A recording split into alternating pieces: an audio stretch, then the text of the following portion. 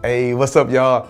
I'm sorry. I think we got something to talk about today because I'm reading this article about Michelangelo Ball oh, Leangelo Ball, my bad.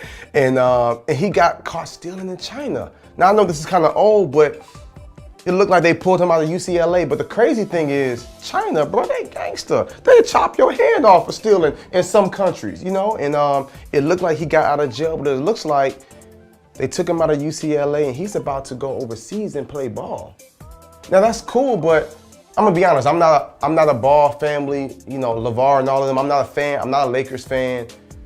But I want people to win. And the idea of all three of their sons playing for the Lakers, that's kind of cool. They're having their own shoe deal.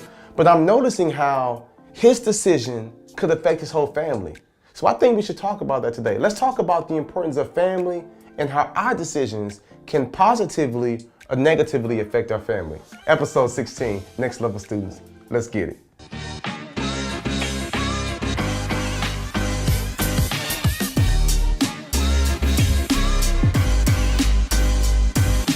All right, so let me hear what the first question is, Javian. Run it, let's go.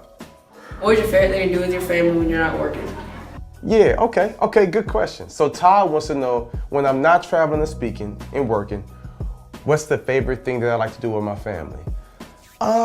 We like to eat good. You know, my wife is always making a new cuisine. She's vegan, so we kind of vegan, vegetarian, but I rock with fish. I love fresh fish. And I found this new gift that's like therapeutic. Like y'all know I made my table here. And with my table, I didn't want to go to IKEA or Ashley's Furniture and just buy one. I wanted something authentic. So I ended up going online and looking up Google and YouTube videos and ended up finding out how to make industrial wooden desks and tables. And then launched into a new company. We just launched a company a few weeks ago. It's called Next Level Woodworks. And so my daughter likes to help me with the tables. My wife likes to help me. It kind of ended up being our family thing. So I was able to take my hobby and turn that into a company. And that kind of helps our efforts with our organization in South Africa. And you know what else it does? Is it kind of adds some life moments. You know what I'm saying? Like I've got time to work on some stuff with my daughter and with my wife.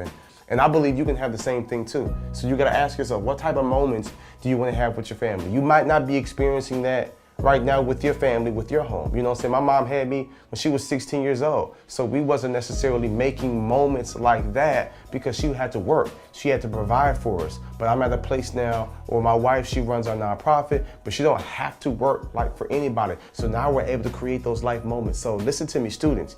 You might not be living the life you want to live right now, but if you work hard and you become the best version of you can be, you'll be able to experience these life moments yourself real soon.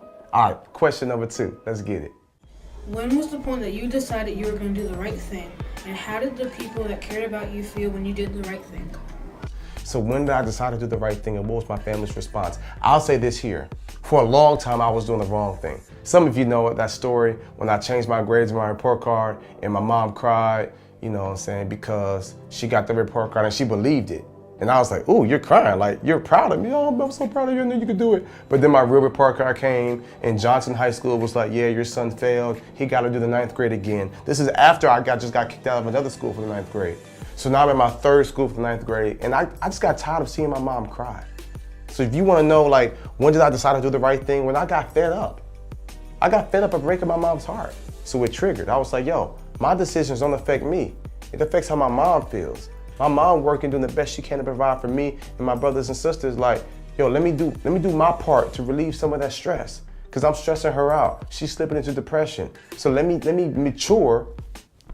Everybody watching this video, you want to be treated like an adult. I get it. Whether you're in middle school or high school, you want to be treated like an adult. Why are you always on me? Well, they on you because you're not handling your business. So I said, let me grow up and let me handle my business. Let me be mature. Let me be accountable for me and my actions. And I began to see how it had a positive impact on my family. So to this day, my mom's still crying.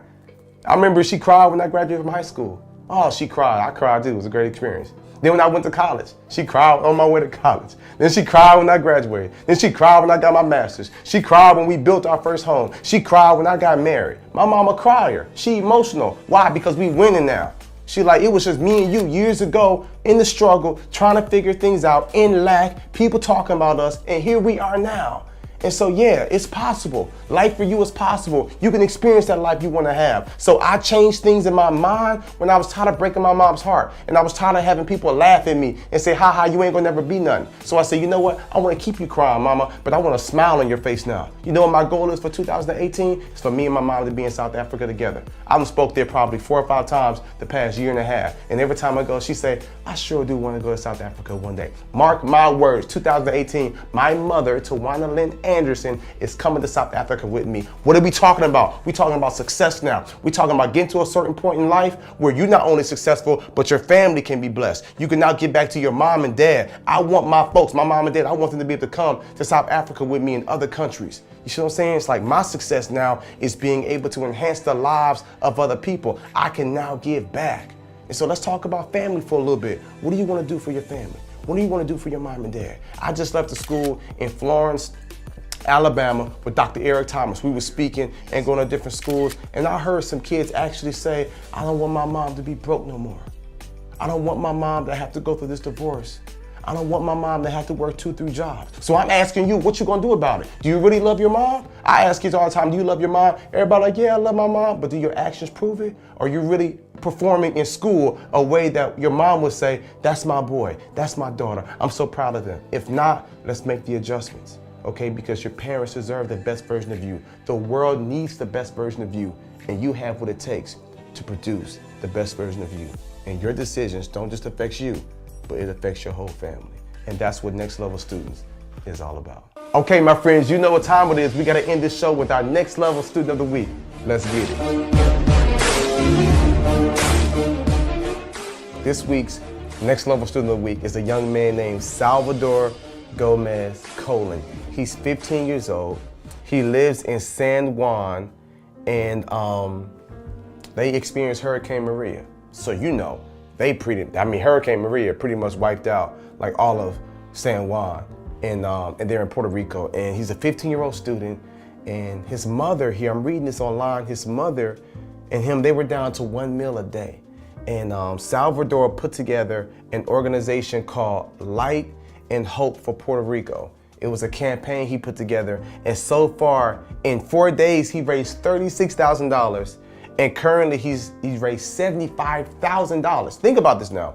This is a 15-year-old student named Salvador. He lives in Puerto Rico, all right? And so they just got hit with this crazy hurricane, lost everything. So not only is he keeping up with school and doing what he has to do, but he sees his mother and other people suffering. So he puts together a campaign. Within 4 days, it's raised $36,000. And currently, at least a few days ago, he's raised up to $75,000. And what they're raising money for is they're bringing in solar panels so that families can get energy. Imagine going home and you don't have no internet, no lights, no power, no electricity. Well, this young man put together a foundation, and because of him, over 1,000 people now in San Juan, Puerto Rico have power.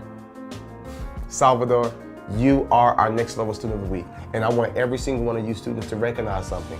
Life is not always about you. Life isn't about how much money you can make, how popular you are, how cool you look. Life is really about how many lives you affect. And that's what Next Level Students is all about. I'll see y'all next week.